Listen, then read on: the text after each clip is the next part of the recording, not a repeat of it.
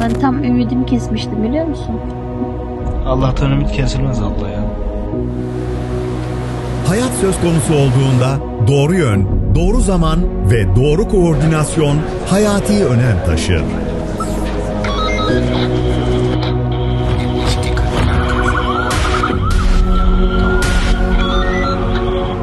Çünkü bazen bir çağrı sadece bir çağrı değildir. Bir hayatın kurtuluşudur. Bir umudun yeniden başlamasıdır. Devletin vatandaşına en hızlı şekilde ulaşma iradesidir.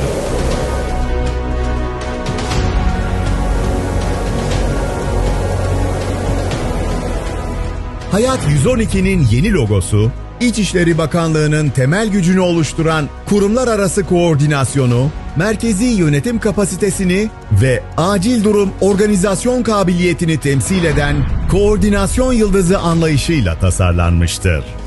Konseptin merkezinde yer alan pusula formu, yön göstericiliği, güveni, hızlı karar alma refleksini ve devletin vatandaşına her koşulda ulaşabilen organizasyon gücünü simgeler.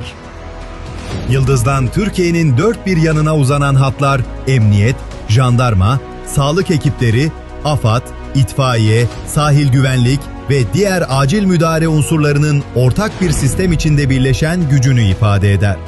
Farklı kurumlar, farklı görevler ama aynı hedef. Hayatı korumak. Bu yapı tek merkezden yönetilen, tüm Türkiye'ye yayılan entegre acil müdahale ağını simgeler.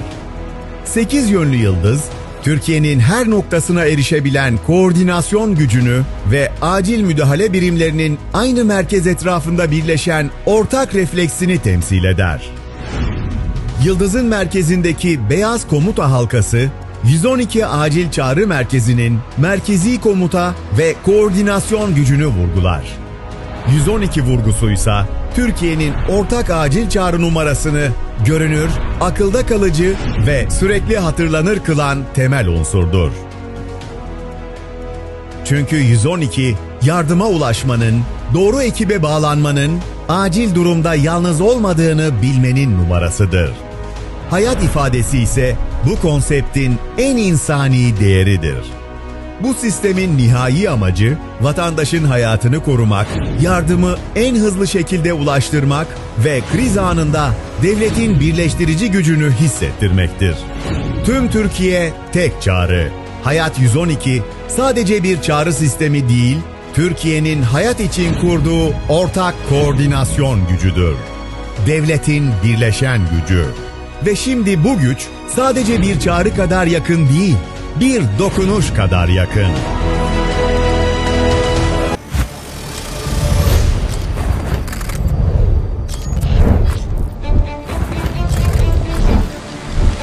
Hayat bazen bir saniyede değişir ve zor durumlara sahne olabilir. Ve o anlarda hızlı müdahale hayatidir. Böylesi anların güvencesi 112 acil çağrıya şimdi telefon uygulaması ekleniyor ve Hayat 112 mobil portal hayata geçiyor. Hayat 112 mobil uygulamayla vatandaşlarımız yeni bir destek daha kazanıyor. Hayat 112 mobil portal, kapsamlı içerikleri ve geniş hizmet yelpazesiyle öne çıkıyor. Uygulama, ilk yardımdan afet bildirimine, uyuşturucuyla mücadeleden trafik kazalarına kadar pek çok konuda hızla destek sağlıyor, hizmetleri tek çatı altında topluyor. E-Devlet bilgileriyle kolayca girilen uygulamada ana sayfadan 112 doğrudan aranabildiği gibi, haftanın 7 günü, günün 24 saati her an ihbar yapılabiliyor. İhbar yapılırken olay yeri, adres bilgisi görselleri eklenerek konum paylaşılması yeterli. KADES entegrasyonu sayesinde kadınlar acil durumlarda tek dokunuşla konum bilgisiyle birlikte ihbar yapabiliyor. Vakalar alanı, düzensiz göçmenden sahipsiz sokak hayvanlarına ve yangına birçok ihbarı yapabilme imkanı sunuyor. Okul acil ekranı da yine tek tuşla destek sağlıyor. Uygulama, sinyal gelen okul ve sınıfa hızlıca yardım ulaşmasına aracılık ediyor. Ayrıca uygulamayı kullanan öğretmenlerin bilgileri de yer alıyor. Araçlar kısmından radar noktaları, son depremler, acil toplanma alanları ve en yakın sağlık hizmetleri konularında bilgi alınıyor. Uygulama, 100 kilometre yakındaki 5 ve üstü depremlerde aktif hale gelen, yakınlarınıza konumunuzla birlikte tek tuşla gönderebileceğiniz güvendeyim mesajını iletebiliyor. Ayrıca acil durumlarda alarm, düdük ve Morse alfabesi gibi pratik iletişim araçlarını kullanabilme imkanı sunuyor. AFAD gönüllüsü olmak için başvuru yapmak da, AFAD eğitim videolarına erişmek de uygulamayla mümkün. Gelen bildirimleri görüntülemenin yanı sıra profil kısmından kendinizin ve yakınlarınızın adres bilgilerini ekleyebilirsiniz. Böylelikle konumunuz için yapacağınız ihbarın yanında yakınlarınızın adresleri için de ihbarda bulunabilirsiniz. Ayrıca unutmamak gerekir ki asılsız ihbarlar için cezai yaptırımlar uygulanır. Hayat 112 mobil uygulama, pratik kullanımı ve sunduğu bilgilerle güçlü bir dost eli. Zor anlarda hızlı ve etkin müdahaleye ulaşmayı kolaylaştıran sağlam bir destek. Hayat 112 mobil portalla güvence elinizin altında.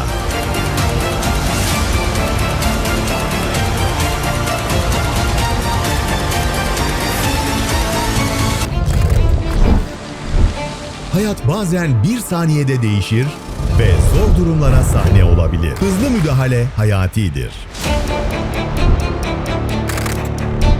Böylesi anların güvencesi 112 acil çağrıya şimdi telefon uygulaması ekleniyor ve Hayat 112 mobil portal hayata geçiyor. Hayat 112 mobil uygulamayla vatandaşlarımız yeni bir destek daha kazanıyor. Hayat 112 mobil portalla güvence elinizin altında.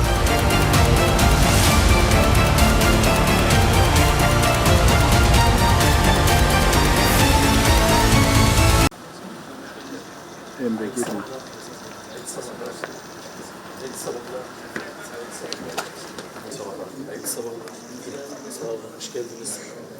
Hayırlı sabahlar. Merhabalar. Hayırlı sabahlar. Hayırlı sabahlar. Hayırlı sabahlar. Hoş geldiniz. Hayırlı sabahlar.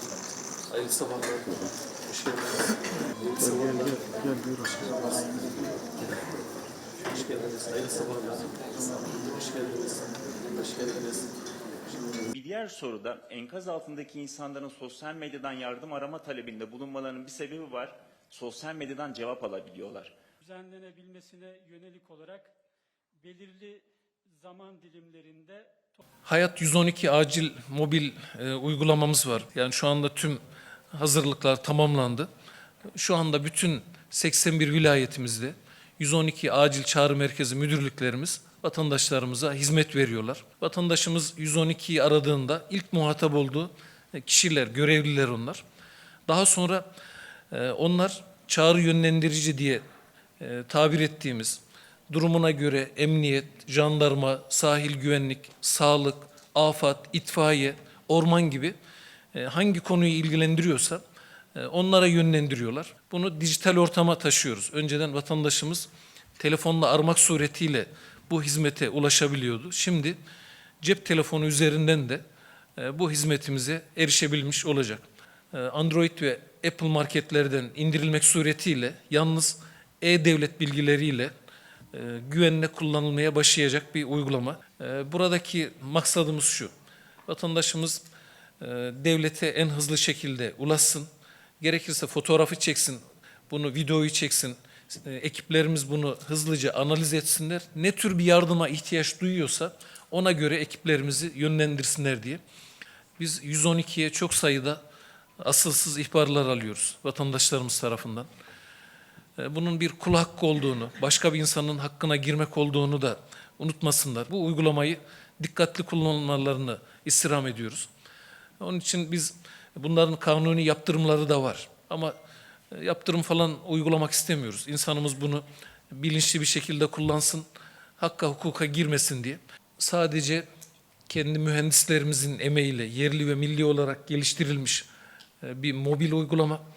Vatandaşlarımızın tüm bilgileri bizim sistemimizde kayıtlı olacak. Başka herhangi bir yerle paylaşılmayacak. Başka bir yere verilmeyecek. Yani veri paylaşımı olmayacak. Kişisel verileri koruma kanununa uygun olarak bunlar işlenmiş olacak. vatandaşımızın kendi güvenliği açısından başka bir yerle paylaşıma imkan vermiyor. Bunu özellikle ifade etmek istiyorum.